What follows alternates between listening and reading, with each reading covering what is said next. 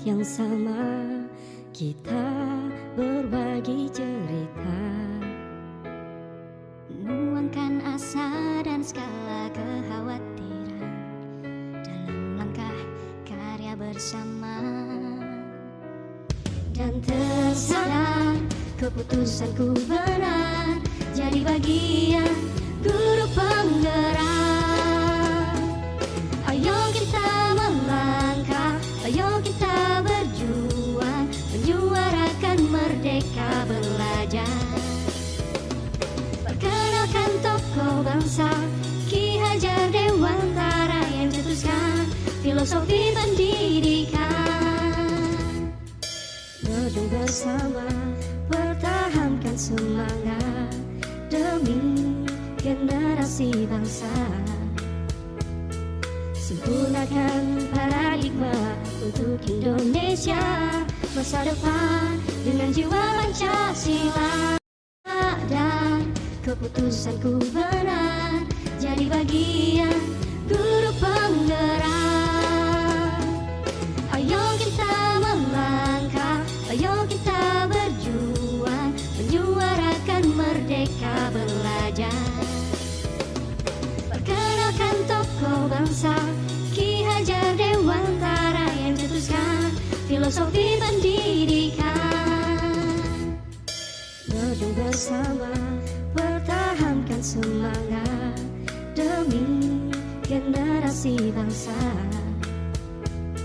Sempurnakan paradigma untuk Indonesia masa depan dengan jiwa Pancasila.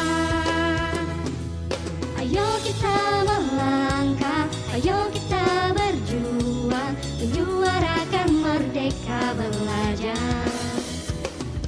Perkenalkan tokoh bangsa Ki Hajar Dewantara yang cetuskan filosofi pendidikan.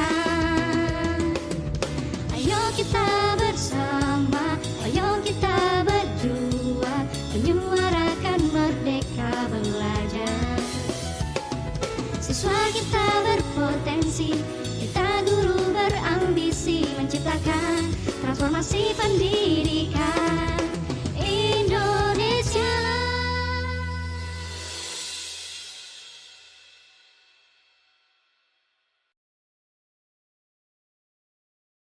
Bismillahirrahmanirrahim. Assalamualaikum warahmatullahi wabarakatuh. Yang terhormat Bapak Marsudiono SPD selaku Kepala SD Negeri Pangawaren 02. Yang terhormat Bapak Ibu Guru SD Negeri Pangawaren 02 yang saya cintai dan saya banggakan. Pada hari ini saya akan melakukan diseminasi pemahaman dan pengalaman penerapan budaya positif di SD Negeri Pangawaren 02. Ini merupakan tugas aksi nyata pada modul 1.4. Budaya positif merupakan ini diibaratkan sebagai tempat bercocok tanam. Jadi siswa-siswi kita itu diumpamakan sebagai sebuah tanaman yang dimana di sekolah ini adalah sebagai ladangnya. Jadi di dalam keluarga sekolah itu harus menyenangkan, aman, nyaman, dan nyaman untuk bertumbuh, serta melindungi setiap murid dari hal-hal yang kurang bermanfaat atau bahkan dapat mengganggu perkembangan murid. Guru harus menciptakan suatu lingkungan yang positif supaya siswa dapat berkembang dengan baik dan dapat menampilkan segala kemampuan yang dimilikinya.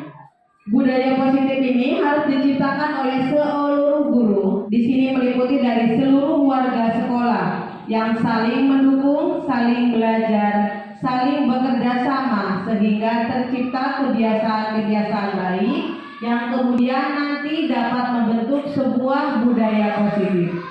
Budaya positif ini nanti akan tercipta dari penerapan disiplin yang bertujuan untuk menumbuhkan motivasi intrinsik, yaitu motivasi dari dalam diri siswanya, supaya siswa dapat menjadi orang yang mereka inginkan dan dapat menghargai diri sendiri konsep utama dalam budaya positif di sini ada 7 hal, yaitu meliputi perubahan paradigma belajar, disiplin positif, motivasi perilaku manusia, keyakinan kelas, kebutuhan dasar manusia, posisi kontrol restitusi, serta segitiga restitusi. Yang pertama kita bahas yaitu mengenai perubahan paradigma belajar. Di sebelah kanan ini merupakan contoh dari sikap-sikap perubahan paradigma belajar. Kemudian di sebelah kirinya ini merupakan teori dari Dr. William Glasser dalam kontrol teori yang kemudian hari berkembang dinamakan choice theory, yaitu meliputi 1. Ilusi guru mengontrol murid. Di sini yaitu dibayangkan bahwa kita menggenggam tangan seperti ini. Nah, ilusi yang pertama yaitu guru harus mengontrol murid, jadi kita mengontrol supaya tangan kita tetap tergenggam. Kemudian yang kedua, ilusi bahwa penguatan efektif dan bermanfaat. Jadi setelah kita menggenggam tangan, dari dalam hati kita berkeyakinan apabila ada orang lain yang meminta membuka tangan kita, tetapi dari hati kita supaya tetap menggenggam, maka tangan kita akan tetap menggenggam, tidak akan terbuka. Kemudian yang ketiga, bahwa ilusi bahwa kritik dari luar, yaitu mereka merasa bersalah dan dapat berkarakter. Jadi apabila dalam hati kita yakin bahwa tangan ini tidak boleh terbuka, maka tangan ini tetap akan tertutup dan tetap menggenggam. Nah, yang terakhir bahwa ilusi orang dewasa dapat mewujudkan atau memaksa. Jadi ketika dari luar mendapat paksaan, tetapi hati kita tetap yakin, maka tangan kita ini tetap tergenggam. Nah, ini merupakan ilustrasi dari choice theory. Kemudian perubahan paradigma dari stimulus respon kepada pendekatan teori kontrol. Jadi selama ini kita menggunakan stimulus respon. Nah, dari stimulus respon ini kita berusaha untuk merubah hal ini menjadi pendekatan teori kontrol. Yang pertama, bahwa selama ini kita seringnya berpikiran realistis atau kebutuhan kita sama. Jadi antara siswa yang satu dengan siswa yang lain itu dianggap sama. Antara guru yang satu dengan guru yang lain itu dianggap sama. Nah, ini dirubah menjadi pendekatan teori kontrol, yaitu realitas atau kebutuhannya kita berbeda-beda. Jadi antara siswa yang satu dengan yang lain kebutuhannya berbeda, begitu juga dengan gurunya memiliki kebutuhan yang berbeda-beda.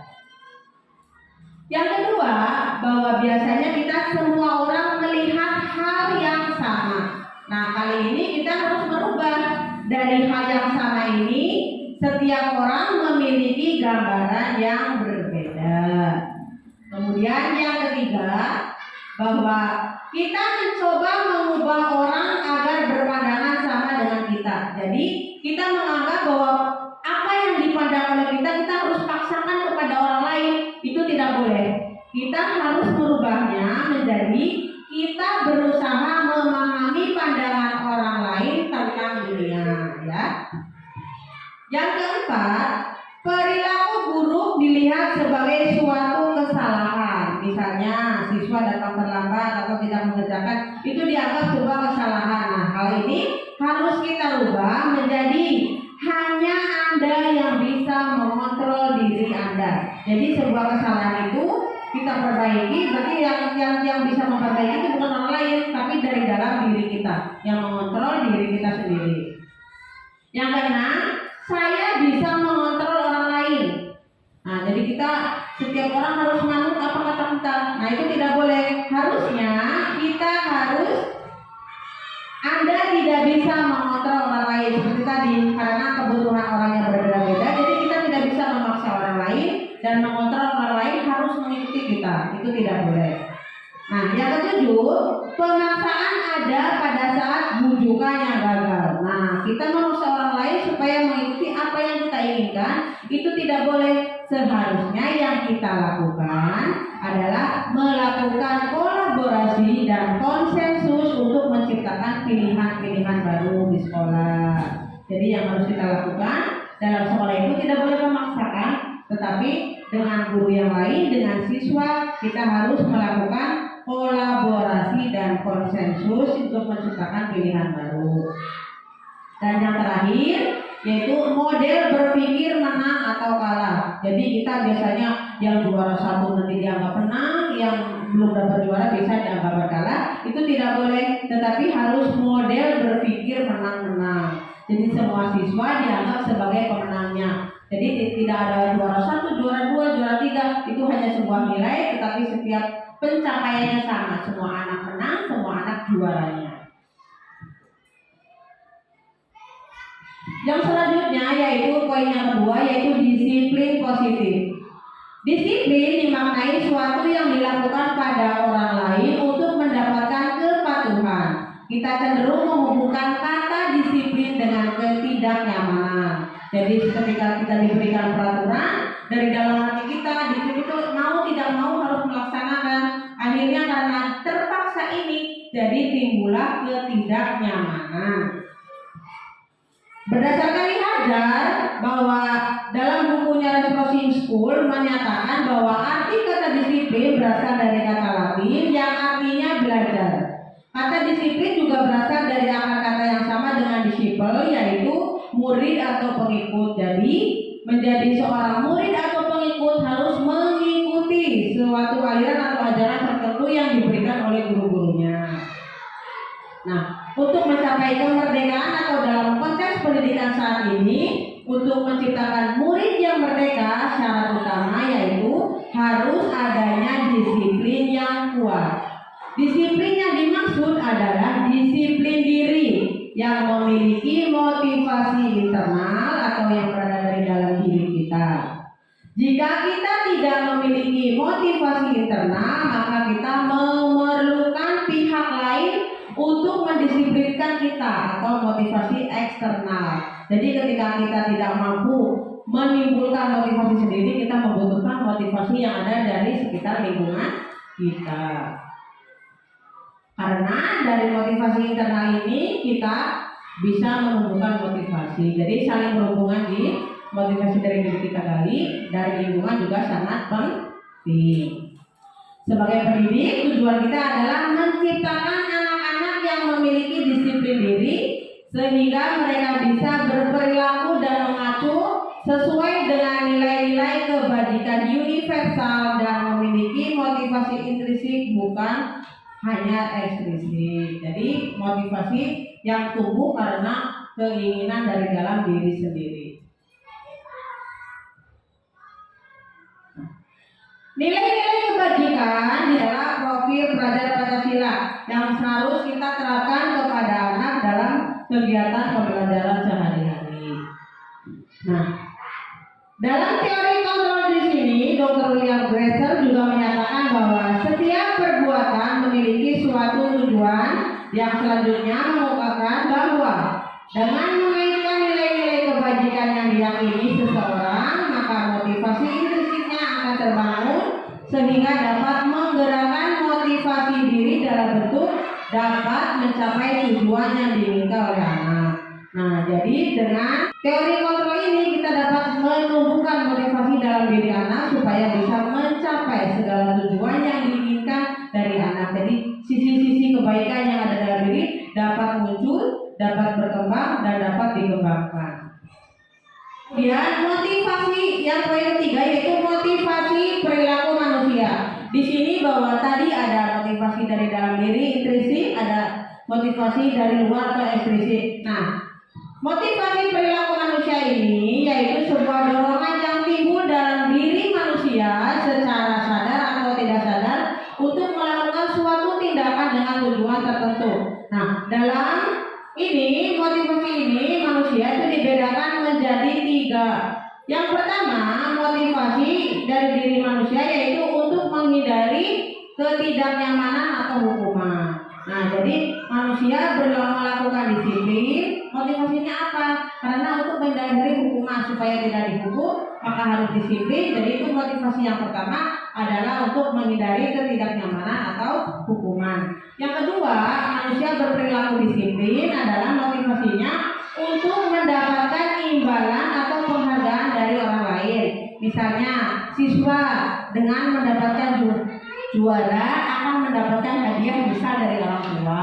Maka itu termasuk motivasi perilaku manusia jenis yang kedua, yaitu untuk mendapatkan imbalan dan penghargaan dari orang yang lain. Nah, untuk yang ketiga, motivasi perilaku manusianya yaitu untuk menjadi orang yang mereka inginkan dan menghargai diri sendiri dengan nilai-nilai yang mereka percaya. Nah, dari ketiga jenis ini adalah sangat disarankan untuk motivasi itu adalah jenis yang ketiga. Jadi dari dalam diri sendiri untuk menjadi orang yang mereka inginkan dan menghargai. Jadi bukan takut tidak nyaman atau mendapatkan hukuman, bukan karena hanya ingin mendapatkan imbalan, tapi di sini motivasi diri dibentuk karena ingin menjadi orang yang mereka inginkan dan dihargai, baik dihargai diri sendiri atau dihargai orang yang ada di sekitar lingkungannya.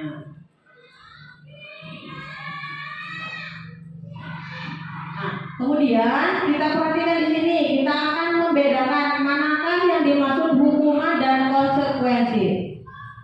Ada tindakan guru yang pertama, mencatat 100 kali di dalam buku kalimat saya tidak akan terlambat lagi karena terlambat ke sekolah. Nah, coba kira-kira Bapak Ibu guru, untuk nomor 1 ini termasuk hukuman apa konsekuensi? Simpan jawabannya ya. Yang kedua, lari mengelilingi lapangan basket 2 kali karena terlambat hadir di sekolah. Ini termasuk hukuman apa konsekuensi? Yang ketiga, menggantikan kertas tugas teman yang telah dicoret-coret. Hukuman apa konsekuensi? Yang keempat, membersihkan tumpahan air di meja tulis karena tersenggol pada saat belajar. Yang kelima, lari mengelilingi lapangan basket 2 kali karena terlambat 10 menit untuk pelajaran PJOK. Selanjutnya, murid diminta bertelanjang kaki sepanjang hari karena tidak menggunakan sepatu hitam sesuai peraturan sekolah. Hukuman yang terakhir, kehilangan 10 menit jam istirahat untuk mengerjakan tugas karena terlambat datang dan tertinggal pelajaran selama 10 menit. Nah, udah ingat-ingat jawabannya ya. Sekarang kita cocokkan coba jawabannya betul apa tidak. Nah, lihat, yuk satu persatu. Yang pertama, mencatat 100 kali di dalam buku kalimat saya tidak akan terlambat lagi karena terlambat ke sekolah. Nah, mengapa ini disebut hukuman? Karena tidak ada sangkut pautnya dengan pelajaran. Jadi di sini kegiatan ini disebut dengan hukuman. Jadi seorang guru tidak boleh melakukan kegiatan yang nomor 1 ini, karena ini sebuah hukuman itu kan bukan hanya dalam bentuk psikis yang memukul atau apa, dalam ucapan dalam seperti ini juga ini termasuk hukuman yang bisa menyakiti anak. Nah, yang kedua, lari mengelilingi lapangan basket 2 kali karena terlambat hadir di sekolah. Ini juga termasuk hukuman. Kalau pada saat terlambatnya itu bukan pelajaran PJOK.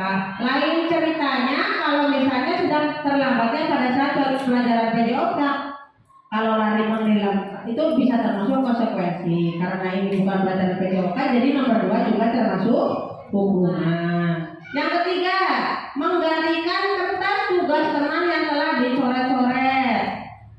Ini termasuk konsekuensi karena dia sudah mencoret-coret buku temannya, maka konsekuensi dia harus mengganti bukunya. Nah, ini bukan termasuk hukuman, ini disebutnya konsekuensi. Yang keempat, membersihkan tumpahan air di meja tulis karena tersenggol pada saat belajar. Nah, itu kan yang karena kita lakukan, maka ini juga termasuk konsekuensi. Nah, ini yang nomor 5 ini kebalikannya nomor 2 ya. Lari mengelilingi lapangan basket 2 kali karena terlambat 10 menit untuk pelajaran PJOK. Nah, karena lari itu termasuk dalam kegiatan PJOK, maka ini disuruh lari karena terlambat. Ini bukan sebuah hukuman, tetapi sebuah konsekuensi karena ini masih nyangkut hubungannya PJOK dengan lari. Jadi ini masih termasuk sebuah konsekuensi, bukan sebuah hukuman. Yang keenam, murid diminta bertelanjang kaki sepanjang hari karena tidak menggunakan sepatu warna hitam sesuai peraturan sekolah. Nah ini tidak ada hubungannya dengan pembelajaran kan? Oke. Karena peraturan sepatu, terus suruh jangan pakai sepatu selama seharian. Nah ini bukan konsekuensi, ini disebut hukuman. Dan yang terakhir, kehilangan 10 menit jam istirahat untuk mengerjakan tugas karena terlambat datang tertinggal pelajaran selama 10 menit. Ini termasuk konsekuensi. Jadi ketika anak terlambat 10 menit, maka ketika waktunya istirahat, itu anak dilebihkan 10 menit untuk mengerjakan ketertinggalan selama pelajaran tadi, yang pelajaran di awal dia ketinggalan. Nah ini bisa membedakan nih Bapak Ibu antara hukuman dan konsekuensi. Ya, selanjutnya konsep disiplin dengan identitas gagal. Nah ini disebut hukuman, bisa juga disebut penghargaan. Nah hukuman yaitu merupakan sesuatu yang menyakitkan harus terjadi. Jadi walaupun dalam bentuk perkataan sebuah hukuman itu bisa menyakiti hati anak, maka sebaiknya kita tidak boleh melakukan hukuman walaupun itu dalam bentuk perkataan. Yang kedua, tidak nyaman untuk murid atau anak untuk jangka waktu yang panjang. Jadi tersimpan di dalam hatinya. Kalau kita menyakiti anak, nah itu akan teringat terus. Bu guru itu pernah ngomong kayak gini ke saya. Nah itu akan mengena di hati. Jadi ini tidak nyamannya bukan pada saat itu saja, dalam waktu yang akan panjang akan selalu terngiang-ngiang di pikiran anak. Yang ketiga, korban mendapatkan keadilan. Nah, selanjutnya, perilaku pasif agresif meningkat, memaksa, mendorong menyalahkan diri, murid dan anak belajar menyembunyikan kesalahan. Nah, ini di sini karena anak takut dihukum. Ketika mereka melakukan sebuah kesalahan, mereka akan berusaha untuk menutupi, tidak mau mengaku. Nah, ini adalah akibat dari sebuah hukuman. Bentuk kejujuran dari anaknya akan berkurang ketika melakukan kesalahan. Mereka akan berusaha sekuat tenaga untuk menutupi supaya tidak mendapat hukuman. Yang selanjutnya, membuat murid atau anak menjadi rendah diri. Nah, karena diberi hukuman, mereka malu, akhirnya rendah diri. Besoknya lagi tidak akan berani. Lah kemarin juga salah, sekarang juga takut salah. Akhirnya kalau siapa yang berani, nggak akan berani lagi. Itu menjatuhkan mental anak. Tadinya berani menjadi rendah diri karena takut salah, takut dihukum. Dan yang terakhir yaitu hukuman dapat menyakitkan. Guru menjalani konsekuensi dengan menyalahkan, mengkritik, menyindir, merendahkan. Itu tidak boleh dilakukan oleh seorang guru kepada siswanya. Nah, kemudian sebuah penghargaan juga baik. Yang pertama tidak efektif. Yang kedua merusak hubungan atau menimbulkan sifat iri. Misalnya kita memberikan hadiah kepada anak, mesti siswa yang lainnya akan bilang, Bu guru masih hadiahnya ke anak itu saja, ke sini mah enggak. Bu guru pilih kasih. Nah itu adalah dari bentuk penghargaan, sisi negatif dari pemberian penghargaan yang kurang tepat. Nah kemudian yang ketiga, mengurangi ketepatan. Selanjutnya mematikan kreativitas dan menurunkan kualitas. Di sini, nah seolah-olah karena penghargaan itu jadi yang mendapatkan hadiah juga bingung. Saya mendapatkan hadiah harus berusaha, jadi ada semacam ketakutan. Kalau sekarang mendapatkan hadiah, besok kalau kalah ada malu, ada takut, dan itu. Jadi itu dari sisi negatif dari sebuah penghargaan. Kemudian menghukum.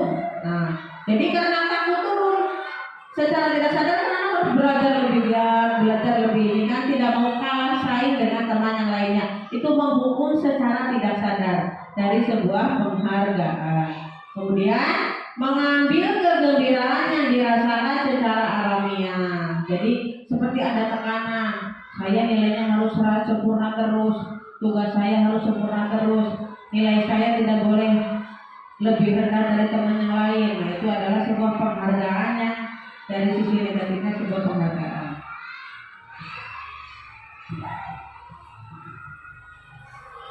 Konsep disiplin identitas sukses dan tadi penghargaan yang ketiga yaitu sebuah konsekuensi. Sesuatu yang harus terjadi, tidak nyaman untuk murid atau anak dalam jangka waktu yang pendek, misalnya tadi mencoret-coret kertas temannya, nah, suruh mengganti kertas, nah itu tidak nyaman. Tetapi tidak nyamannya tidak berkepanjangan, hanya pada saat itu setelah kertasnya diganti selesai ya sudah tidak panjang. Berbeda dengan hukuman, tadi jangkanya jangka panjang, kalau konsekuensi itu jangka pendek waktunya. Kemudian penguatan hanya bertahan dalam jangka waktu pendek, memerlukan monitoring dan supervisi terus-menerus dari guru. Kemudian stimulus respon, murid dan anak menghormati peraturan, kehilangan hak waktu merenungi kesalahan, dan membantu guru untuk menyatakan peraturan, melakukan pernyataan dan menerapkan konsekuensi. Nah, untuk yang terakhir yaitu restitusi. Nah, ini yang harus kita lakukan. Jadi bukan tadi penghargaan, bukan hukuman, bukan konsekuensi, tapi yang harus kita lakukan adalah restitusi. Restitusi itu apa? Satu, restitusi itu merupakan sebuah pilihan. Jadi pada anak diberikan pilihan untuk menentukan apa yang mereka lakukan, konsekuensinya apa, itu yang menentukan siswanya sendiri. Yang kedua, menguatkan untuk murid dan anak dalam jangka waktu panjang. Yang ketiga, korban mendapatkan ganti. Yang keempat, murid atau anak mendapatkan penguatan. Yang kelima, masalah terpecahkan. Yang keenam, murid belajar bertanggung jawab untuk perilakunya. Yang ketujuh, teori kontrol. Yang kedelapan, murid tidak kehilangan waktu namun bersemangat untuk memperbaiki diri. Dan yang terakhir, menguatkan. Guru menyebutkan keyakinan kelas dan membimbing kerangka acuan berpikir restitusi murid. Jadi berdasarkan restitusi ini, pada kegiatan awal semester, guru dan siswa bersama-sama itu membuat keyakinan kelas. Di sini saya sudah membuat contoh keyakinan kelas. Jadi ini secara musyawarah dengan anak menentukan hal apa saja. Kemudian dilihat ada yang kesepakatan, ada konsekuensinya. Misalnya apabila tidak mendengarkan guru, konsekuensinya apa? Misalnya suruh nyanyi, hukumannya. Nah, jadi itu nanti ditulis di situ ketika pembelajaran, tapi ada yang berisik aja, konsekuensinya ya melakukan. Jadi hukumannya siswa yang memilih sendiri, bukan dari gurunya. Jadi dari kesepakatan yang sudah disepakati bersama, seperti itu. Itu bedanya restitusi. Jadi ketika ada kesalahan itu sesuai dengan kesepakatan. Misalnya saya lagi tidak boleh makan pada saat pelajaran. Nah, ada hukumannya apabila ada anak yang makan harus membagikan dengan teman sekelas. Jadi ketika ada kejadian seperti itu, mau tidak mau anak yang melakukan makan pada saat jam pelajaran harus membagi makanannya dengan semua temannya. Nah, itu bukan dari guru, itu dari kesepakatan kelas bersama. Jadi itu dari restitusi. Nah, ini merupakan pilihan yang dibuat oleh anak-anak, dilakukan oleh anak-anak. Nah, ini juga berarti rasa tanggung jawab. Anak-anak sudah menyepakati, jadi anak-anak juga yang harus melaksanakan.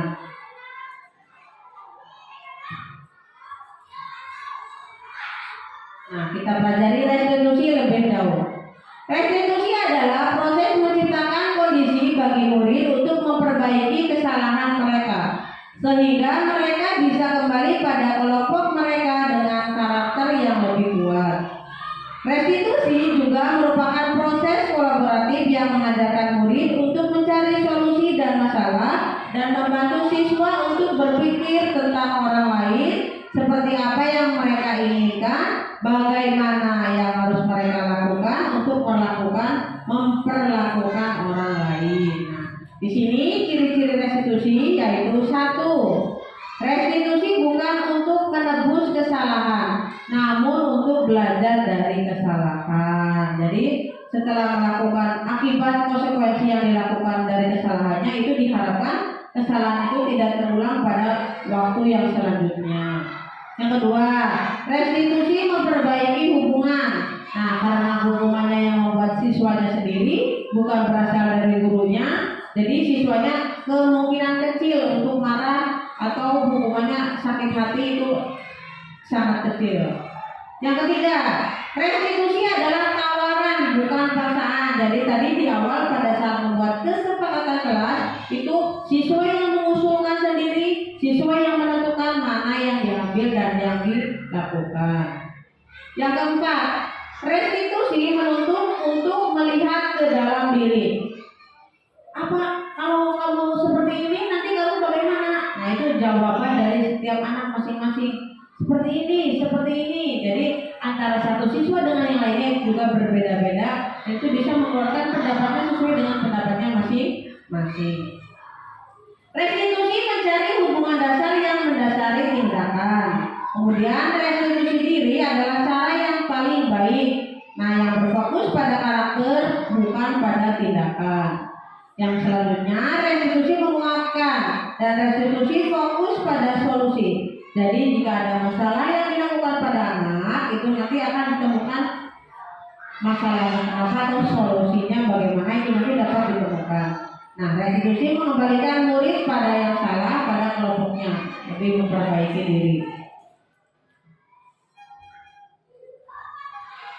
Perbedaan antara hukuman, konsekuensi dan restitusi. Hukuman, guru menghukum siswa untuk lari 10 kali memutari lapangan sekolah.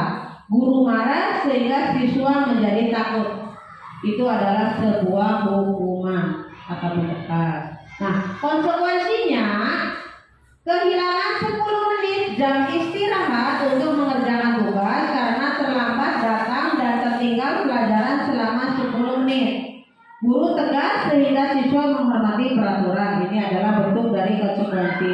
Nah, dari hal ini kalau restitusi bagaimana? Nah, ini bentuknya seperti ini. Guru menanyakan keyakinan kelas atau dirinya untuk membantu menyelesaikan masalah. Jadi ditanya, kemarin kesepakatan kita kalau terlambat gimana ya? Nah, terus menanyakan dulu, kenapa Perdama terlambat? Itu ada alasannya. Nah, tidak langsung dihukum, langsung ayo lari 10 keliling, lapangannya diputari. Nah, itu nggak boleh. Nah, kalau restitusi itu menanyakan dulu, kenapa bisa terlambat? Yang kedua, kemarin kesepakatan kita kalau terlambat gimana ya? Nah, baru siswa melaksanakan. Oh, kemarin kalau terlambat nyanyi Bu Guru. Nah, berarti langsung nyanyi anaknya. Gitu. Nah, dari restitusi ini guru terbuka dan siswa menghormati diri sendiri dan orang lain. Nah, kemudian keyakinan kelas. Nah, itu nanti bisa dilihat contohnya. Mengapa keyakinan kelas? Mengapa tidak peraturan kelas? Nah, tulisannya.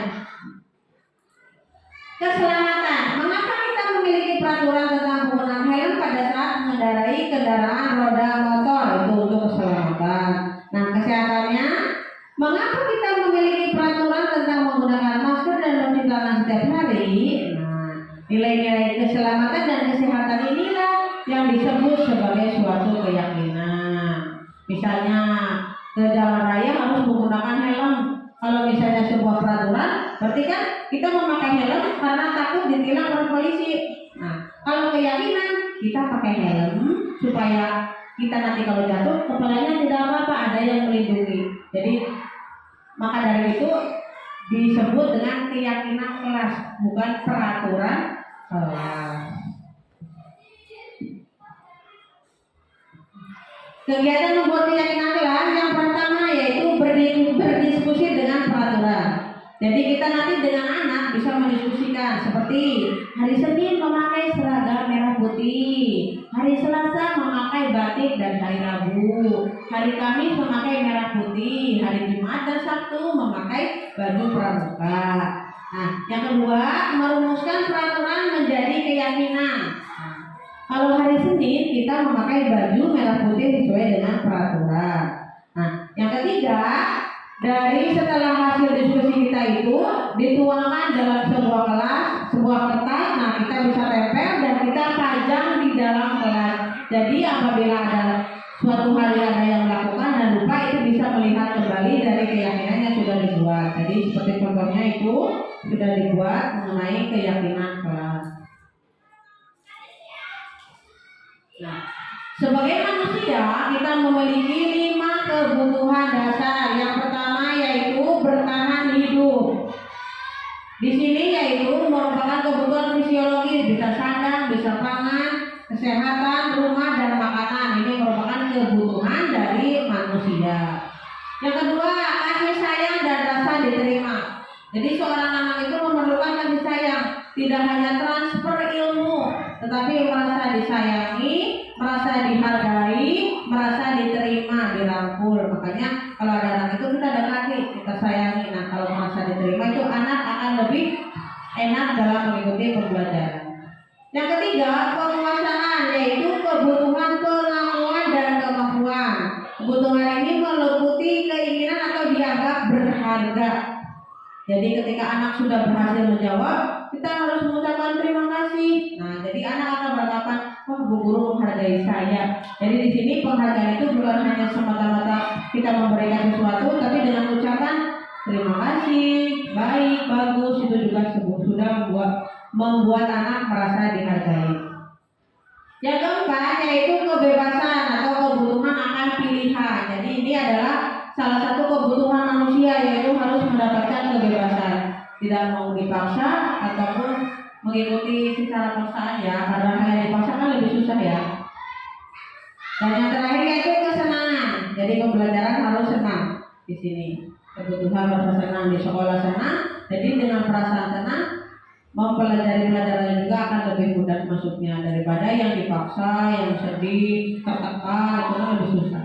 5 posisi kontrol restitusi di sini sebagai guru. Yang pertama ada menghukum. Pada bagian ini guru berada pada posisi menghukum siswa.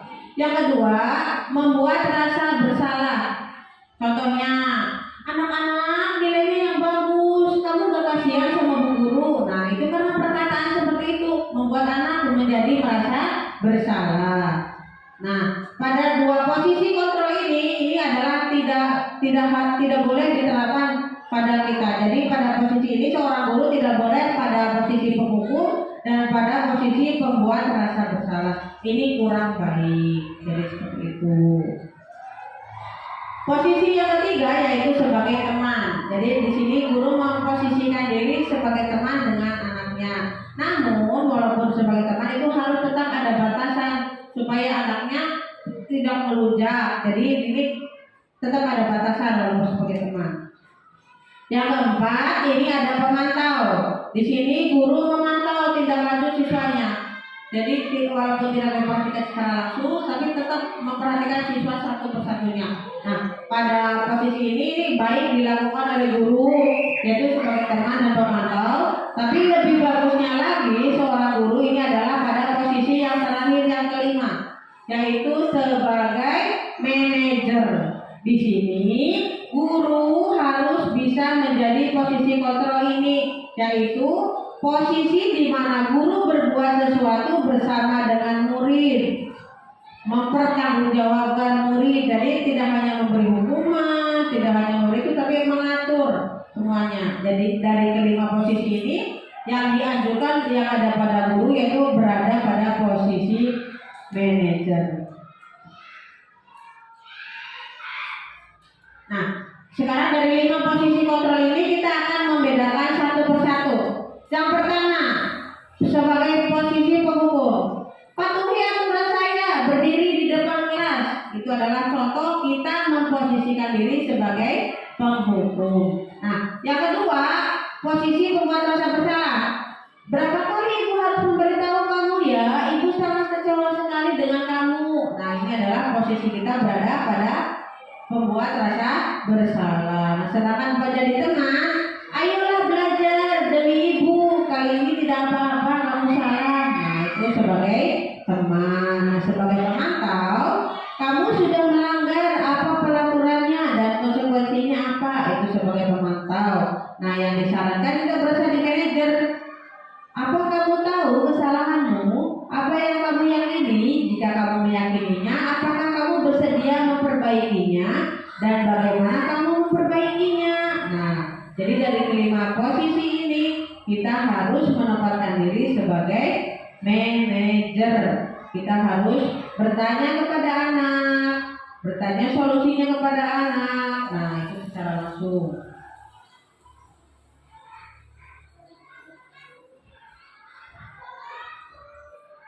Nah, untuk menjalankan posisi kita sebagai manajer, kita harus mengetahui yaitu ada namanya segitiga restitusi. Segitiga restitusi merupakan tahapan tindakan yang dilakukan guru untuk membawa siswa menaati keyakinan kelas yang telah ditetapkan dan mengakui secara sadar dan terbuka ketika melakukan kesalahan serta merasakan kenyamanan ketika sudah berperilaku jujur dan disiplin. Nah, segitiga restitusi ini memiliki 3 tahapan. Yang pertama, menstabilkan identitas. Yang kedua, validasi tindakan yang salah. Dan yang terakhir, menanyakan keyakinan. Nah, kita biasanya kalau ada anak yang berbuat salah, baru sampai di tahap tindakan yang salah. Kamu kenapa tidak mengerjakan PR? Nah, lupa itu. Baru sampai begitu. Itu salah atau tidak salah? Nah, biasanya yang belum kita lakukan ini adalah tahapan yang ketiga, yaitu menanyakan keyakinan bahwa kalau kita tidak mengerjakan PR itu nanti akan berbuat apa? Menyulitkan dalam pembelajaran. Nah, ini yang biasanya yang belum dilakukan adalah kegiatan yang ketiga, yaitu menanyakan keyakinan. Kalau kegiatan 1 dan kedua itu sering sudah selalu kita lakukan pada saat pembelajaran. Kita perhatikan dari masing-masing tahapannya. Yang pertama, ada sebuah kasus, yaitu pada saat pelaksanaan ulangan harian, Raya berusaha melihat atau mencontek jawaban temannya. Sebagai guru yang melaksanakan posisi kontrol sebagai manajer, harus menyelesaikan permasalahan ini menggunakan segitiga restitusi. Nah, dari kasus ini kita akan menerapkan segitiga restitusi. Yang pertama, menstabilkan identitas, yaitu dengan mendekati Raya, berbicara dari hati ke hati. Raya, kenapa mencontek? Semalam belajar apa tidak? Nah, itu pendekatan langsung. Jangan langsung dari depan, Raya nggak boleh mencontek. Nah, itu bukan. Ini dari segitiga restitusi ini kita harus melakukan pendekatan dengan anak. Ini adalah tahapan menstabilkan identitas. Yang kedua, validasi tindakan yang salah, yaitu bertanya kepada Raya bahwa perbuatan mencontek itu baik atau enggak, benar apa tidak, boleh dilakukan apa tidak. Nah, itu adalah tahapan yang kedua, yaitu validasi tindakan yang salah. Biasanya kita cukup sampai situ, sampai nanya benar apa enggak, salah Bu Guru. Nah, biasanya udah. Nah, kita sekarang belajar yang ketiga, harus sampai menanyakan keyakinan, menyebutkan keyakinan kelas yang sudah disepakati dan menjalankan kesepakatan tersebut dengan baik. Kemarin pada saat kita membuat kesepakatan kelas, kalau ada yang mencontek kita bagaimana? Nah, itu nanti diingatkan kembali kita. Jadi Raya harus menerima konsekuensinya sesuai dengan kesepakatan kelas yang setelah dibuat. Jadi dalam penerapan program disiplin positif, hendaknya guru memiliki standar kepribadian, profesional, dan sosial yang baik, di mana guru mampu berefleksi pada posisi kontrolnya saat ini. Bagaimana perjalanan dirinya sebagai seorang among atau posisi manajer yang menuntun murid-murid menjadi insan yang mandiri, merdeka, dan bertanggung jawab. Demikianlah pemaparan saya pada pagi ini. Apabila banyak kesalahan, saya mohon maaf. Wabillahi taufiq wal hidayah. Wassalamualaikum warahmatullahi wabarakatuh.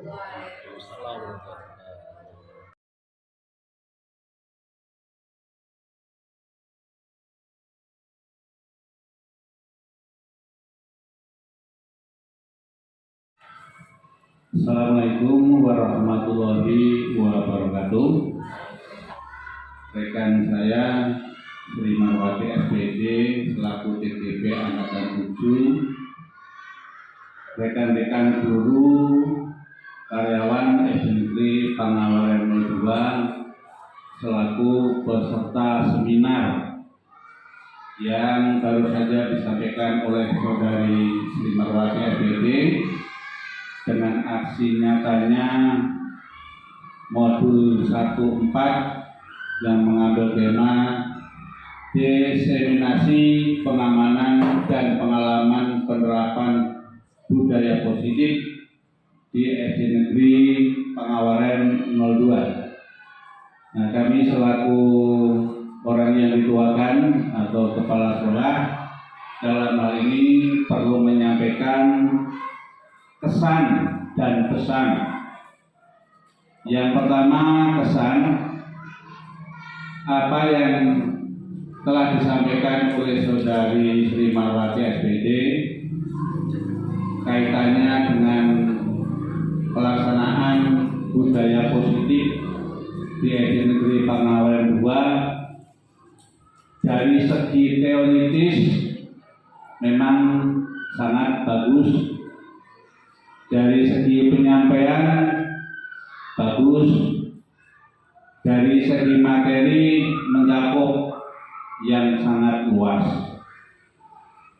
Intinya, endingnya adalah bagus dan mudah-mudahan bisa diikuti oleh teman-teman guru yang lain dalam rangka mempersiapkan menjadi guru penggerak atau CGP khususnya di SD Pangawaran 02. Yang saya garis bawahi adalah budaya positif. Itu berhubungan dengan pembiasaan. Pembiasaan adalah merupakan proses pembentukan sikap perilaku anak atau peserta didik yang dilakukan secara terus-menerus atau kontinu. Dan hal ini perlu dilaksanakan di SD, memang sudah dilakukan tapi belum kontinu, belum secara terus-menerus, terkadang masih terkendala beberapa kegiatan yang lain. Guru sebagai teladan, sebagai tolak ukur pandangan anak, maka harus dapat digugu dan ditiru oleh siswa-siswinya. Untuk itu, yang kedua langsung saya sampaikan pada pesan saja.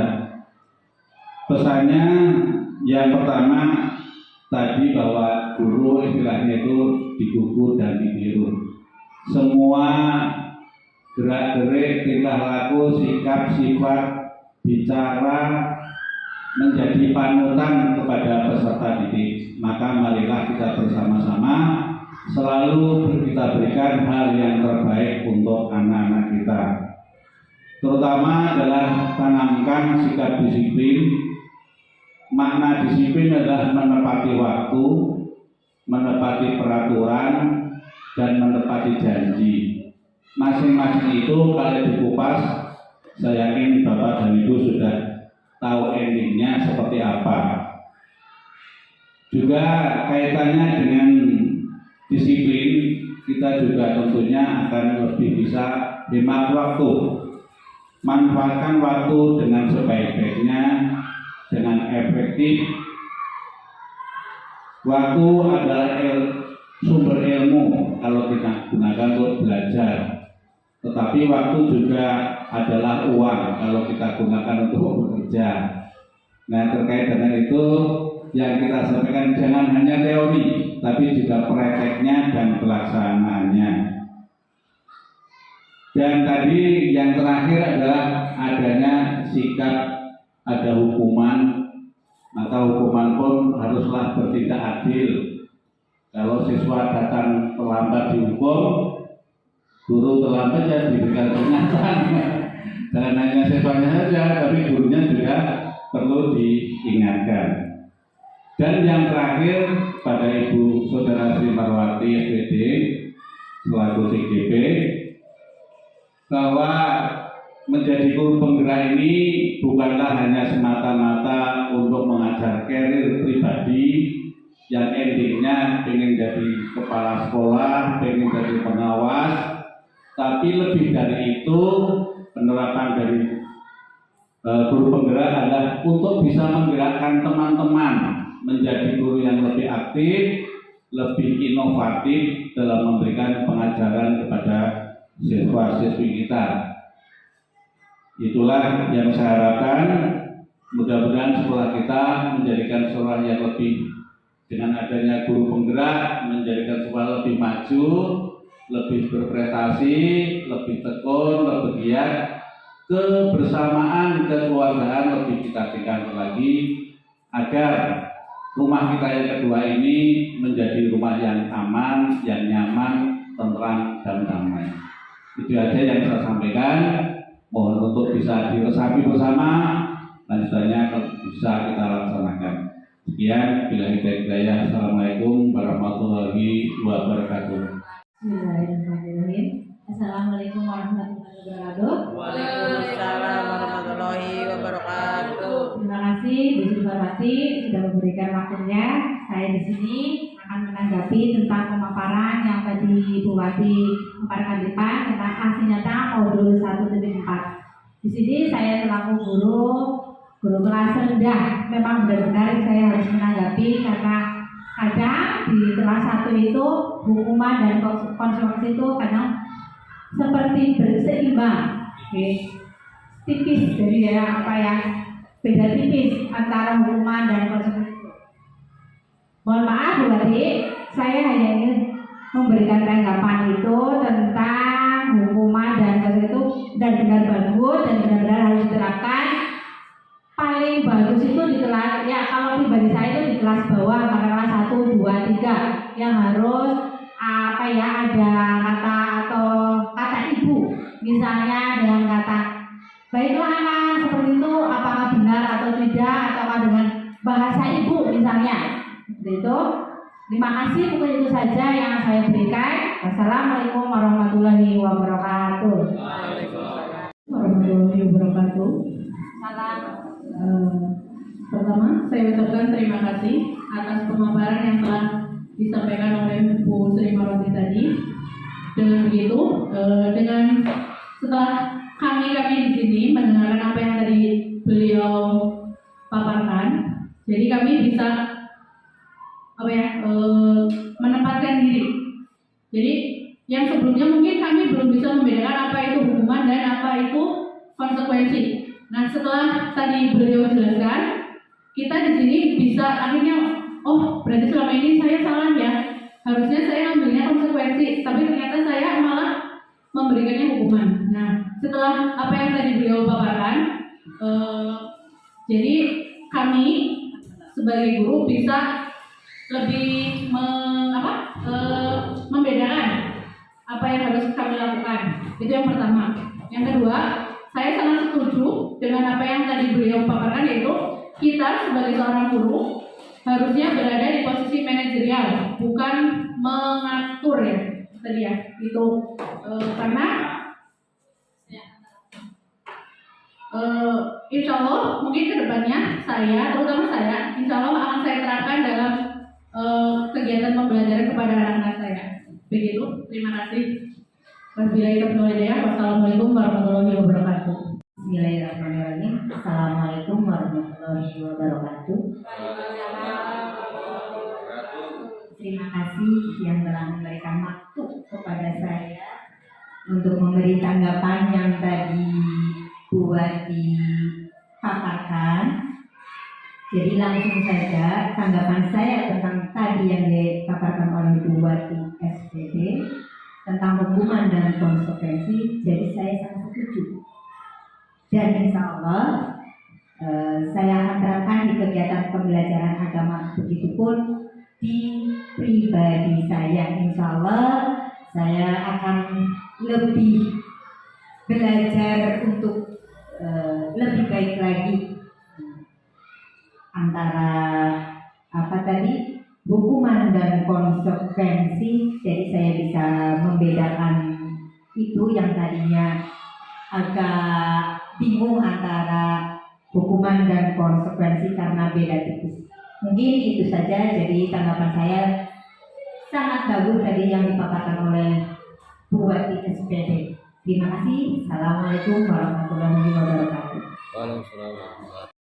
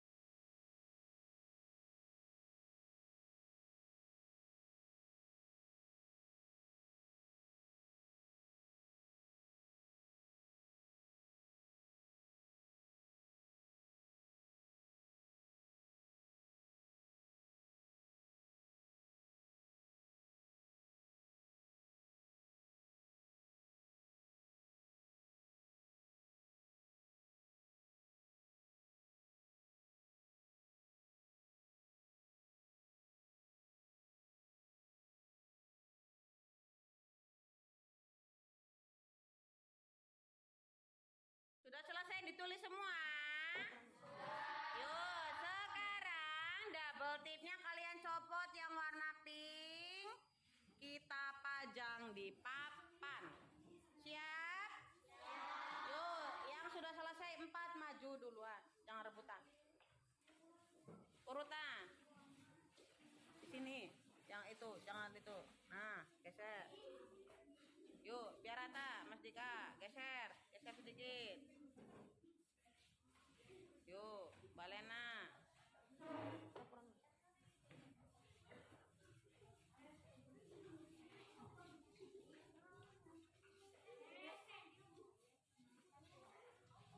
Oh, gitunya. Terus sana gunting sendiri. Kan.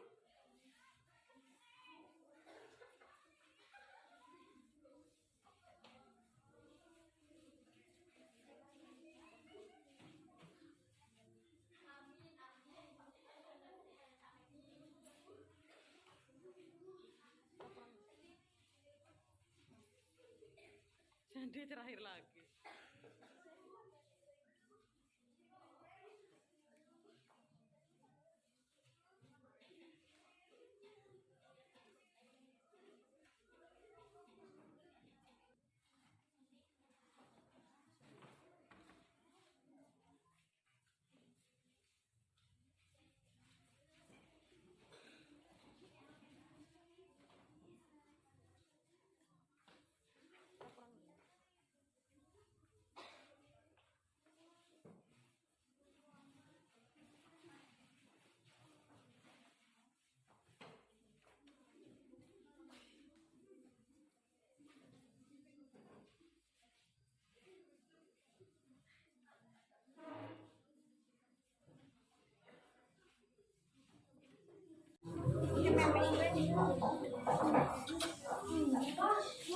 Tempel nanti digunting.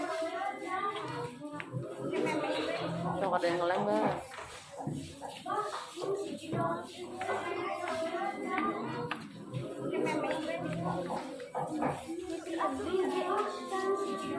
Biar gak sempit ngelemnya di meja yang lain.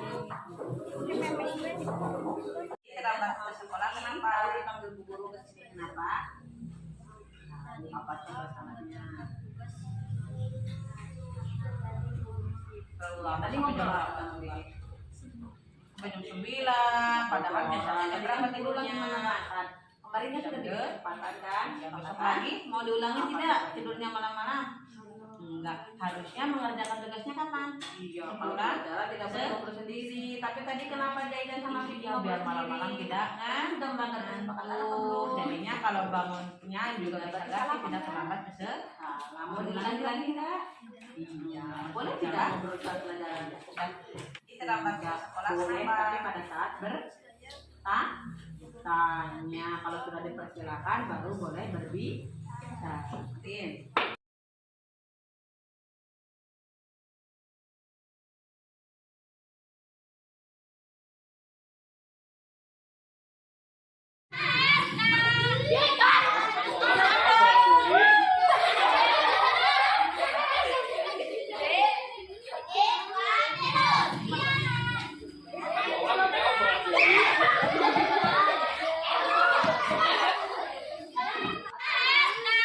merdeka.